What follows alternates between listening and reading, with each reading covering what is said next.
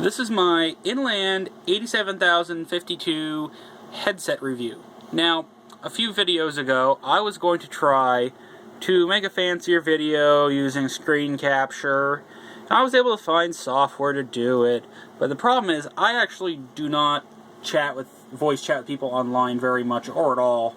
So I broke out my old Cyber Acoustics headset. I had this for when I was in school.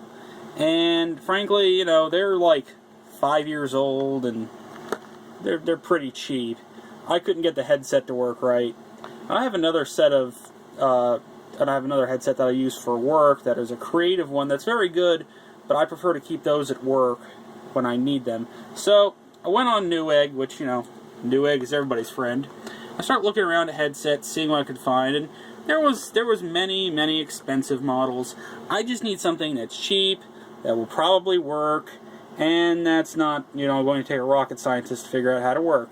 So I went with these because they were cheap. When I bought them on Newegg, they were $10. They also had free shipping, which that might or might not apply now.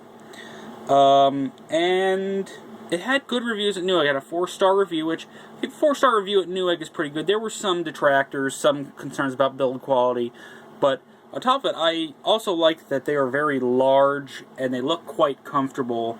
And I'm going to test them out and I'll let you know what I think after I get a chance to use them.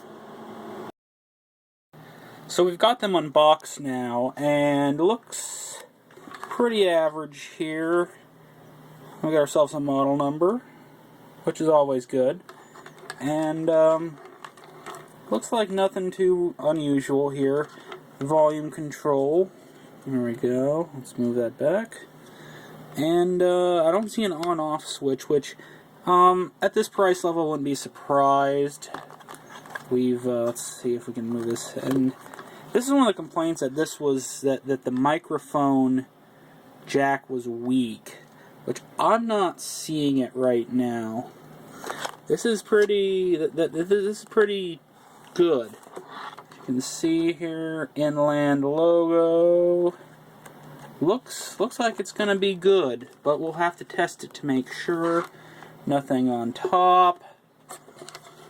And let's get to the testing phase, and I'll get back to you. Okay, so the testing's done. My overall impressions, it's a little mixed, but I think overall it's not a terrible product. Now here's where I'm going to point to a few things. You notice the length of the cable is actually pretty good. It gives you a decent amount to work with if you're working at, like, say, a workstation or a laptop. The insides here do feel very cheap. Definitely not, maybe not even good as the Cyber Acoustics headset I have, but definitely not as good as the Creative ones I own. These are, they're, again, it's a cheap headset.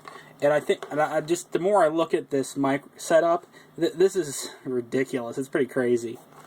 They are adjustable, and they actually fit around my head rather decently, but I wouldn't say a snug feeling, but they are secured to my head. Okay, so overall, my feelings are that the Inland 87052 headset is a pretty good product. For a $10 headset, no complaints here. It is what it is. It is a $10 headset. The audio quality while recording was pretty decent, all things considered. Yes, it is a cheap headset. That is what you're getting. If you need a cheap, expendable headset, fully recommend this. It was reasonably comfortable. You know, not perfect. Definitely not as comfortable as other headsets I have. But it works. It is a simple product that does its job for the price you're paying for it. Thanks for watching.